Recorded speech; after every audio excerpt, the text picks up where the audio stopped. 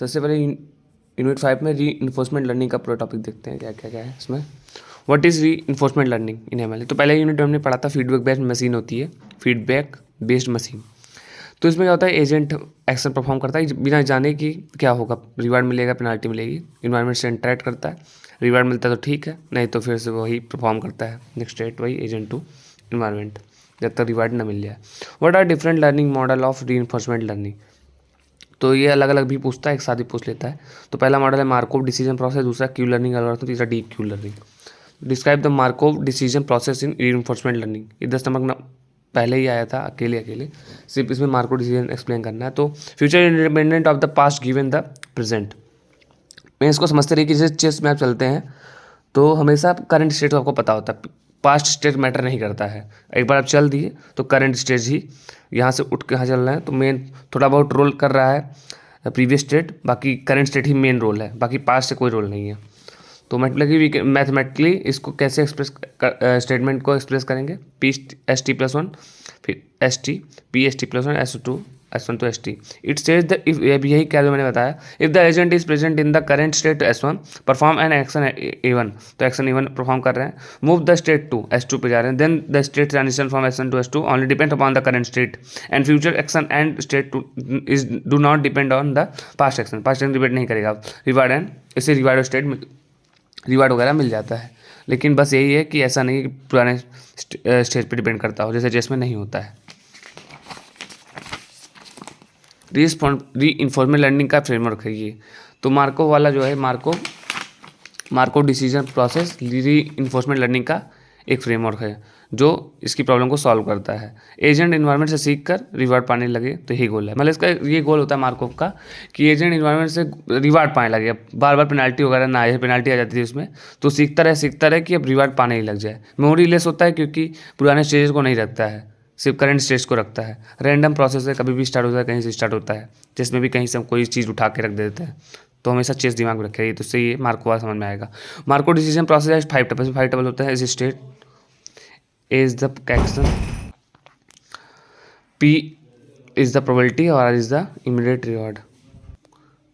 Discount factor क्या होता है, इंपॉर्टेंस बताता है वो immediate reward and future reward का।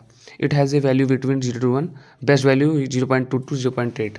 तो इसका एक डायग्राम, इसका एक ब्लॉक डायग्राम हमें जो एग्जांपल लिए मैं याद करिए कैसे होता है। टायर्ड, एनर्जेटिक, हेल्थियर, ये जिम है, स्लीप है, जिम है, वर्क है, वर्क है, वर्क है। तो इधर उधर जोड़ दीजिएगा।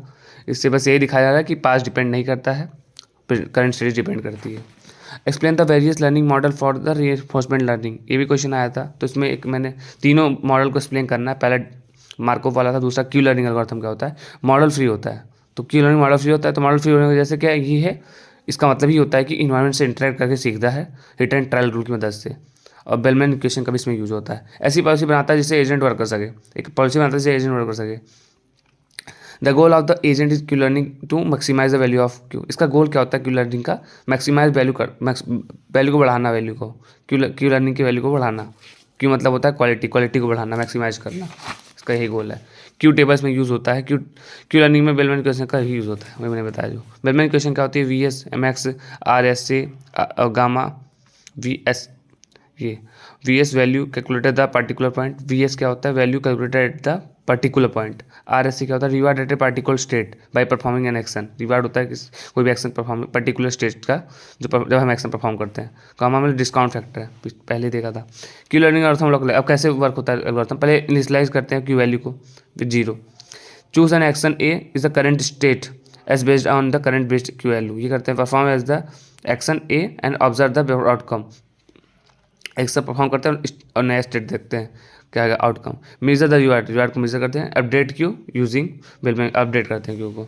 एग्जांपल क्या है कि जैसे हम एडवर्टाइजमेंट रिकमेंडेशन सिस्टम, जैसे हम कुछ भी सर्च कर रहे होते हैं, तो हमने कोई चीज़ सर्च की फ्लिपकार्ट अमेजन पे शॉपिंग से रिलेटेड, तो फिर हमें और वही चीज़ भी बार बार रिकमेंड होने लगती है कहीं और से। हम बैक हो जाते हैं तो कहीं गूगल पे, तो कहीं किसी और ऐप पे वही चीज़ दिखा रहा है, तो अगर हम क्लिक करके उस पर उस चीज़ को बाई कर लें तो ये रिवार्ड हो गया। यही इसका गोल होता है क्यू लर्निंग का, क्वालिटी लर्निंग।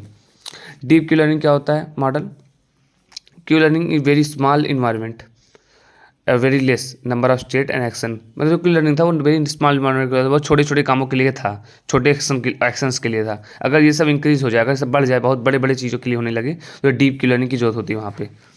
तो उसी का रूप है बस डीप क्यू लर्निंग। डीप से ये है कि गहराई में जाके, मतलब और एक्शंस वगैरह ज़्यादा एक्शन होंगे इसमें, ज़्यादा स्टेट होगी। तो डीप क्यू लर्निंग वैसे क्यू लर्निंग की तरह ही काम करती थी, बताया मैंने। बस वह एक स्टेप और आगे बढ़ जा रही है। इसमें न्यूरल नेटवर्क का यूज़ होता है, उसमें न्यूरल नेटवर्क का यूज़ नहीं होता है, इसमें यूज़ होता है। इसमें क्यू लर्निंग और क्यू टेबल का यूज़ हो रहा है, और यहाँ पे न्यूरल नेटवर्क का, उसमें क्यू टेबल का यूज़ हो रहा था, क्यू टेबल का, इसमें क्यू लर्निंग का। तो वर्किंग स्टेप कुछ स्ट्रक्चर है वो देखते हैं। तो क्यू लर्निंग में क्या था, एक्शन स्टेट चलता था, क्यू टेबल की मदद से क्यू वैल्यू निकलती थी, क्वालिटी वैल्यू। डीप लर्निंग क्या था, स्टेट है, न्यूरल नेटवर्क की मदद से क्यू वैल्यू 1, क्यू वैल्यू, यहाँ पे एक ही एक्शन था ना क्यू वैल्यू, यहाँ पे मल्टीपल एक्शन है, ढेर सारे एक्शन है, उसको परफॉर्म करता है, उसको सॉल्व करता है। The difference between deep learning and, ये भी डिफरेंस भी आया था 2 नंबर में आता है ये, लेकिन डायग्राम सब में बना दीजिए, ये भी डायग्राम बनाओ, ये भी डायग्राम बनाओ, 10 नंबर में आए। डीप न्यूरल नेटवर्क क्या था, स्टेट, ढेर सारे न्यूरल नेटवर्क हैं जो क्यू वैल्यू एन तक ढेर सारी वैल्यू है क्यू वैल्यू जिसको परफॉर्म कर रहा है। क्यू लर्निंग क्या था, स्टेट और एक्शन थे, एक टेबल था क्यू मैट्रिक्स, और क्यू वैल्यू निकाल रहा था। What are the application of reinforcement learning, robotics, business strategy planning, data processing and ML, aircraft control में, रोबोट एंड मोशन कंट्रोल में। अब एक और पार्ट बचा है, वो है जेनेटिक एल्गोरिथम, वो अगले में देखते हैं।